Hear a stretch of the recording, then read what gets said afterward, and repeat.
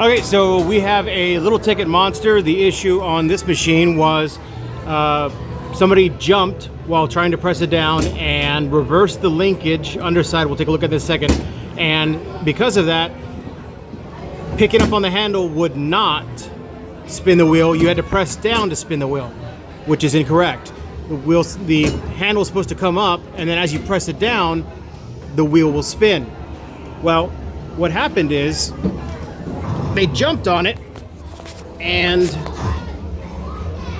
that linkage right there, you see that bracket right there on the top side there, and right there with that round sock, that linkage, that has to come off. It's 4 bolts, 2 on each side, and while that's off, you have to pick the handle from the top. It has to be picked up, and once it's picked up, it'll put that linkage that's right there in the proper orientation so that it's correct and it's not reversed, so pushing down will actually spin the wheel. Now you say, oh, okay, well that's not that bad. But on this one, they did it so hard on this outside, this left side, one of the bolts became stripped. So there was no way to get that bolt out. So what do you have to do? You got to take those 2 lock levers right there to release the plexi, this plexi here. And then on this side, once it's up, you got to take those 2 screws out, remove this little metal plate. On the top side, there's 2 Phillips machine screws. You got to take those off. You got to very gently pry this guy, which is the actual wheel sensor, out. Disconnect the wire, pull that out, and then on the back side, on the back of the unit, you've got this one here.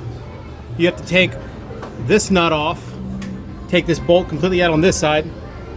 On this side, you have to take this bolt completely out. On the wheel, you have to take this bolt, this nut, the washer out, pull the bolt completely out. Same on this side. So that's 4 bolts. You gotta lean these wooden pieces all the way down, and then you grab the wheel from up here and slowly start to bring the wheel back, because that is the only way to get to these guys, these 4 bolts under here. So to replace this bolt that was stripped, this has to rotate, the entire wheel assembly has to rotate back out so that this second piece of plywood right here lifts up to show where the carriage bolt is captive under this plate. It's the only way you can do it.